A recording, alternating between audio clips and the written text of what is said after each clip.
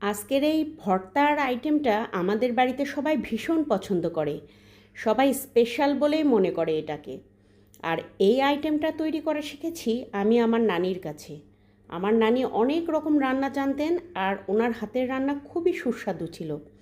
আসসালামু আলাইকুম, আশা করছি কাছে দূরে যেখানে আছেন অনেক ভালো আছেন, সুস্থ আছেন। আমি জাকিয়া সুলতানা পাঁচবিবি থেকে বলছি। তো প্রথমে যারা আমার চ্যানেলটিকে সাবস্ক্রাইব করে দিয়েছেন তাদেরকে অসংখ্য ধন্যবাদ, আর যারা এখনও করে দেননি দয়া করে একটি সাবস্ক্রাইব করে দিবেন আর ভিডিওটিতে একটি লাইক দিয়ে ভিডিওটা পুরো দেখে নেবেন। আশা করছি আপনাদের ভালো লাগবে। আমার একটা সজনে গাছ অতি বৃষ্টিতে ভেঙে গিয়েছিল, আর সেখান থেকে আমি ফুল আর কলি সহ ঝোপাগুলো সংগ্রহ করে নিয়েছিলাম, আর সেখান থেকে ফুলটা আমি আলাদা করে নিয়েছি। ওই ফুলটা দিয়ে আমার একটা ভিডিও করে রেখেছি, আমি আমার চ্যানেলে দেওয়া আছে একটা স্ন্যাক্সের ভিডিও। আর আজকের রেসিপিতে আমার কলিটা লাগবে, কলিটা দিয়েই করব। তো আমি প্রথমে একটা ফ্রাই প্যান নিয়ে নিয়েছি। ফ্রাই প্যানে আমি কয়েক কোয়া রসুন দিয়ে দিলাম, একটু বড় বড় সাইজের ছিল রসুনটা। কয়েকটা শুকনো মরিচ দিয়েছি আর ছোট্ট 3 টুকরা আদার কুচি দিয়েছি। আর পেঁয়াজ দিয়ে দিলাম, 2টা পেঁয়াজ কেটে নিয়েছিলাম সেটা দিয়ে দিয়েছি, আর 1 মুঠ ছোটো চিংড়ি মাছ দিয়েছি। এখন এগুলো আমি 1 চিমটি লবণ দিয়ে দিব এর সঙ্গে, যাতে পেঁয়াজটা একটু সফট হয়ে যায়, আর সর্ষের তেল দিয়ে ভেজে নিচ্ছি। তো আমি একটু হালকা করেই ভেজে নেব, খুব বেশি কড়া করে ভাজবো না। আর এই ভর্তার সঙ্গে আমি একটা আলু কেটে নিয়েছি, সেই আলুটাও কিন্তু এখানে অ্যাড করে দেব। মাঝারি সাইজের একটা আলু ফালি ফালি করে কেটে নিয়েছি। তো হালকা একটু রং ধরতেই আমি আলুটা দিয়ে দিলাম, দিয়ে একটুখানি ভেজে নিচ্ছি। এখন আমি সজনে ফুলটা পরিষ্কার করে ধুয়ে রেখেছি, সজনে ফুলটাও দিয়ে দিলাম। সজনে ফুলের কলিটা দিয়ে দিলাম, সামান্য 1/2 চা চামচ হলুদ আর 1/2 চা চামচ লবণ। পরে লবণ লাগলে চেখে দেওয়া যেতে পারে। আর ফুলটা কী রকম সফট হয়ে গেল কত দ্রুত, দেখেন। তো এইভাবে কিন্তু টাকি মাছ দিয়েও এই ভর্তাটা করে নেওয়া যায়। টাকি মাছটা ভেজে নিয়েও কিন্তু এই ভর্তাটা করা যায়, কিংবা অন্য যে কোনো মাছ দিয়ে কিন্তু এই ভর্তাটা করা যায়। আবার মাছ ছাড়াও এটা খেতে কিন্তু দুর্দান্ত লাগে।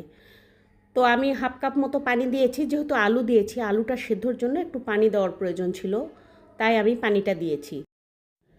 আর এখন পানিটা একদমই কমে এসেছে, দেখতেই পাচ্ছেন অল্প পরিমাণ পানি আছে গায়ে গায়ে। তো আমি একটা আলু টিপে দেখে নিচ্ছি আসলে সেদ্ধ হয়েছে কিনা।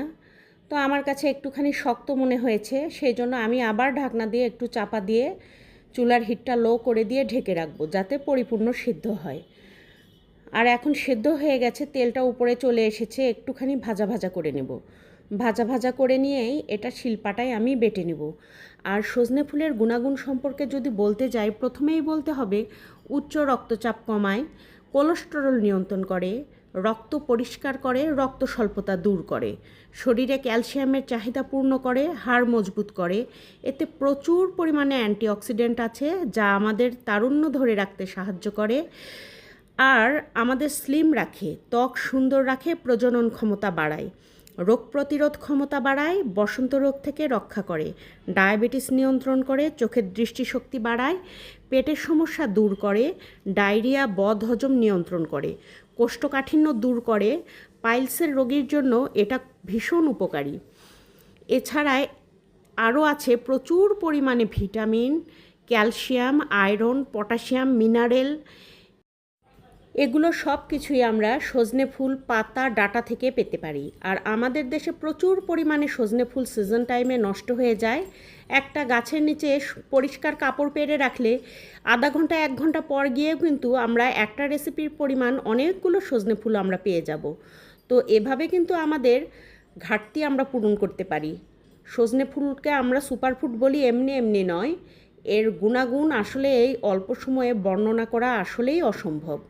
তো বন্ধুরা, এটা খেতে কিন্তু দুর্দান্ত, দেখতে যতটা সুন্দর আর তৈরি করা তো খুবই সহজ, আপনাদেরকে দেখালামই, খেতেও কিন্তু একদম 1 ক্লাস লেভেলের। তো অবশ্যই এবারের সিজনে আপনারা সজনে ফুল দিয়ে এই রেসিপিটা তৈরি করে নেবেন।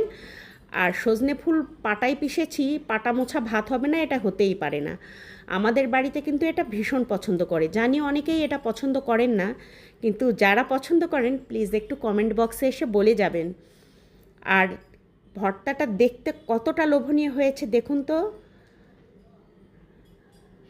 তো বন্ধুরা, আজকের ভিডিওটা আমার এই পর্যন্তই ছিল। আশা করছি আপনাদের অনেক ভালো লেগেছে। আর যদি ভালো লাগে তাহলে বেশি বেশি করে শেয়ার করে দিন প্রিয়জনদের কাছে। বন্ধুরা, সবাই ভালো থাকবেন, সুস্থ থাকবেন, মঙ্গলমতো থাকবেন, এই শুভকামনায় আজকে বিদায় নিচ্ছি। আবার আসবো নেক্সট ভিডিও নিয়ে। সে পর্যন্ত বিদায়। আল্লাহ হাফেজ।